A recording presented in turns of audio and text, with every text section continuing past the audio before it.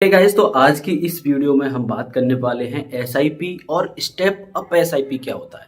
देखो, अगर आप थंबनेल देख के वीडियो पे क्लिक करे हो तो मैं यहाँ पे आपको आश्वासन देता हूँ कि आप पूरी वीडियो देखोगे तो आपको अपने टाइम की वैल्यू मिलेगी। मतलब आपका जो टाइम है वो खराब नहीं जाएगा। देखो, एसआईपी क्या होता है। सबसे पहले तो लोग इसकी फुल फॉर्म बताते हैं, तो मैं भी बता देता हूँ। Systematic investment plan. अब इसके बाद वो अपनी बताते हैं कि ये करो वो करो। मैं कह रहा हूँ इसके नाम में ही इसका मतलब छुपा हुआ है। सिस्टमैटिक इन्वेस्टमेंट प्लान यानी कि ऐसा कोई सिस्टम जिसकी मदद से हम रेगुलर किसी टाइम पीरियड के बाद इन्वेस्ट करते हैं। जैसे कोई टाइम ले लो, 24 घंटे बाद यानी कि हर रोज, 7 दिन बाद यानी हर हफ्ते, 1 महीने बाद। तो ये जो टाइम पीरियड है, अगर वो रेगुलर चलता रहता है तो बस उसी को हम एसआईपी कहते हैं। देखो, वो जो एसआईपी है केवल शेयर मार्केट में नहीं होती है कि आपने म्यूचुअल फंड खरीदे और ऑटोमेटिक लगा दिया, आपके पैसे कटते जा रहे हैं। वो कहीं पे भी हो सकता है, गोल्ड में हो सकता है, डिजिटल गोल्ड में, या फिर आप कहीं जैसे आप गुल्लक खरीदे हो उसमें डाल रहे हो, ठीक है। तो उसमें डाल रहे हो तो वो हो गया एक, मतलब रेगुलर डाल रहे हो तो वो भी इन्वेस्टमेंट तो नहीं हुआ, वो सेविंग हुई हालांकि, लेकिन वो भी एसआईपी की तरह ही हुआ, ठीक है, एसआईपी ही हुआ, ठीक है। तो मैं बस ये कहना चाहता हूं कि अगर आप कोई भी टाइम पीरियड के बाद सिस्टमेटिक तरीके से कोई एक पर्टिकुलर अमाउंट इन्वेस्ट कर रहे हो, वो एसआईपी है। स्टेप अप का मतलब होता है कि जो महंगाई की दर है उस दर से आप अपना इन्वेस्टमेंट भी इंक्रीज कर रहे हो। जैसे आपने इस साल टोटल 100 रुपए लगा दिए, ठीक है। अगले साल जो इन्फ्लेशन है वो लगभग 7% है। आपने सोचा कि मैं 7% बढ़ा के यानी अगले साल 107 रुपए लगाऊंगा, ठीक है। तो इस तरीके से अगर हम महंगाई की रेट से अपना इन्वेस्टमेंट भी बढ़ाते जाते हैं तो वो स्टेप अप एसआईपी होता है। सिंपल बात है। एसआईपी और स्टेप अप एसआईपी में जब आप इन्वेस्ट करते हो दोनों जगह, तो एसआईपी का जो इन्वेस्टमेंट है वो कम रहेगा, प्रॉफिट भी कम रहेगा। दूसरी बात, स्टेप अप एसआईपी में आपका इन्वेस्टमेंट एसआईपी से ज्यादा रहेगा और रिटर्न एसआईपी से और ज्यादा रहेगा, ठीक है। अब मैं आपको कैलकुलेशन से कुछ बताता हूं, म्यूचुअल फंड में बताता हूं, फिर उसके बाद वही सेम चीज गोल्ड में भी अप्लाई होगी। मैं आपको मोबाइल स्क्रीन पे ले जाके सारी चीजें समझाता हूं। चलो, यहाँ पे अब लोग आते हैं महीने के इन्वेस्टमेंट पे, ठीक है। तो अभी सिर्फ हम लोग इसमें जो कैलकुलेशन में महीने का यूज कर रहे हैं, क्योंकि इसमें महीने का ही ऑप्शन है, दिन का या हफ्ते का नहीं है। इन्वेस्टमेंट चाहे आप कैसे भी कर सकते हो, वो एक अलग चीज है। तो सबसे पहले मैं यहाँ पे देखता हूँ कि 5,000 रुपये, अगर महीने का आप 5,000 रुपये बचा रहे हो, लॉन्ग टाइम में देखोगे तो आपको 15% का रिटर्न आराम से मिल जाता है। अगर आप रिस्क लेना चाहोगे तो म्यूचुअल फंड की 3 कैटेगरी में जनरली इसको बांटा गया है। सबसे है लार्ज कैप, फिर मिड कैप, फिर स्मॉल कैप। तो स्मॉल कैप जो होता है वो बहुत अच्छा रिटर्न भी देता है, बहुत अच्छा लॉस भी देता है। वो थोड़ा रिस्की फैक्टर है, लेकिन उसमें प्रॉफिट और लॉस बहुत बड़े बड़े होते हैं, तो उसमें रिस्क लोगे। अगर आप जवान हो, 20-22 साल के हो, तो मैं तो कहता हूँ स्मॉल कैप में लगा दो, वहां पे 100% तक के भी रिटर्न साल के मिल जाते हैं। मतलब आपका पैसा एक साल में ही डबल हो जाता है। तो इस तरीके के भी कुछ उसमें म्यूचुअल फंड होते हैं। तो आप लोग, अगर आप जवान हो तो रिस्क लो, अगर आप थोड़े जवान से थोड़ा ऊपर, 30 साल की एज है आपकी, तो मिड कैप में लगाओ, 40 साल की एज है तो आप लार्ज कैप में लगाओ। तो जितना कम रिटर्न उतना कम रिस्क, जितना ज्यादा रिटर्न उतना ज्यादा रिस्क, ठीक है। तो मैं 15% ले लेता हूँ, मिड कैप के हिसाब से ले रहा हूँ, ठीक है। तो इसमें ज्यादा रिस्क नहीं होगा। अब 10 साल में अगर आप 5-5 हजार रुपए करके लगाओगे तो टोटल आपका इन्वेस्टमेंट 6 लाख होगा, और 10 साल बाद जो आपका रिटर्न जो बनेगा वो 13 लाख रुपए बनेगा। तो ये हमारा जो प्रॉफिट है वो ज्यादा नहीं बन पाया, ठीक है। वही मैं बात करूं अगर 20 साल की, तो यही पैसा आपका जो इन्वेस्टमेंट रहेगा वो 12 लाख हो जाएगा, ठीक है। और जो आपका रिटर्न है वो 66 लाख रुपए हो जाएगा, ठीक है। अब वही पैसा 5-5 हजार ही आप इन्वेस्ट कर रहे हो, ठीक है। अब इसमें हमने स्टेप अप नहीं लगाया।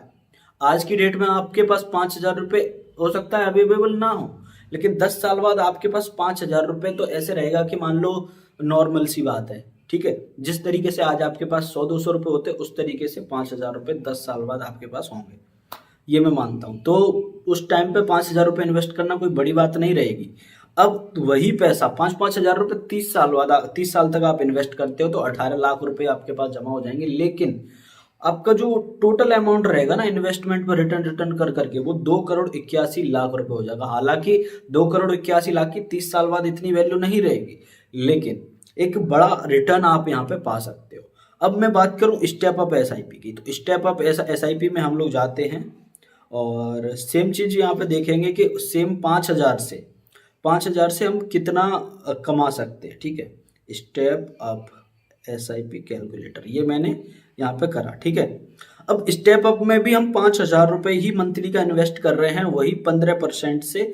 और सॉरी, स्टेप अप में हम करेंगे 7%। ठीक है, यहाँ पे एनुअल स्टेप अप लिखा है, मतलब हम हर साल, एनुअल मतलब होता है साल के हिसाब से, तो 7% हम बढ़ा रहे हैं और हमारा जो रिटर्न है वो 15% ही हम रखते हैं एवरेज।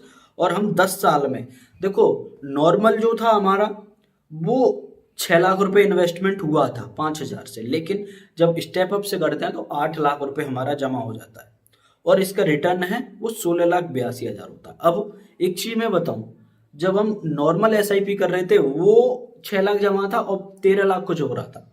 यहाँ पे देखो 8 लाख इन्वेस्ट हो रहा है और डबल हो रहा है। मतलब अगर हम ये सोचें कि हमारा जो वो अमाउंट था नॉर्मल वाला, केवल एसआईपी वाला, वो डबल से ज्यादा हो रहा है और स्टेप अप में हमारा डबल ही हो रहा है, तो हमें उसमें ज्यादा फायदा है। ठीक है, लेकिन ऐसा नहीं है। स्टेप अप में क्या है कि जो हमने लास्ट साल में भी जो स्टेप अप में जो इंक्रीमेंट किया है उस पर रिटर्न बहुत कम आया है, लेकिन यही अमाउंट अब देखो 20 साल में हमारा कितना हो जाएगा, यहाँ पे करते हैं 20, तो 20 साल में वहां पे लगभग 66 कुछ था या 33 कुछ था, तो उस हिसाब से था, मतलब उतना रिटर्न था। अब यहाँ पे देखोगे वहां पे 12 लाख इन्वेस्टमेंट था हमारा नॉर्मल एसआईपी में, यहाँ पे 24 लाख है, लेकिन रिटर्न यहाँ पे 1 करोड़ से ज्यादा है। ठीक है, अब वही 30 साल की बात करें तो 30 साल में हम लोग देख लेते हैं, 30 साल में ये 4 करोड़ 74 लाख रुपए हो जाएगा और जो आपका इन्वेस्टमेंट है वो 56 लाख रुपए हो जाएगा 30 साल में। तो 4 करोड़ 74 लाख की उस टाइम पे वैल्यू इतनी नहीं रहेगी, मान सकता हूँ, लेकिन एक अच्छा अमाउंट आपके पास होगा उस टाइम पे, तो आप अपनी लाइफ को अच्छी तरह एंजॉय कर पाओगे। मैं ये नहीं कह रहा हूँ कि अभी आप अपनी लाइफ एंजॉय करना छोड़ दें और इन्वेस्टमेंट करें, ऐसा नहीं है। आज भी आप मतलब अपनी लाइफ को एंजॉय करें और इन्वेस्टमेंट भी करें। 5,000 कोई इतना बड़ा अमाउंट नहीं है कि आपके एंजॉयमेंट में इतना ज़्यादा फर्क पड़ जाएगा कि आप दुखी बैठे हो, काम कर रहे हो इन्वेस्ट कर रहे हो, बस काम कर रहे हो इन्वेस्ट कर रहे हो, एंजॉय कर ही नहीं रहे हो। नहीं, 5,000 कोई बड़ा अमाउंट नहीं है।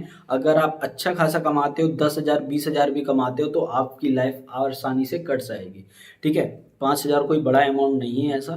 तो मैं कह रहा हूँ आप लाइफ इंजॉय करते करते थोड़ा सा इन्वेस्टमेंट भी करना शुरू करें। जितना जल्दी इन्वेस्टमेंट करना शुरू करोगे उतना ज़्यादा बेटर रहेगा। अब बहुत सारे लोग कह रहे होंगे कि मैं नौकरी नहीं करता हूँ, मेरे पास 50-100 रुपये ही रहते हैं और मैं मतलब अभी इन्वेस्टमेंट नहीं कर सकता, तो आप बहुत गलत सोच रहे हो। आप इन्वेस्टमेंट करना शुरू करो।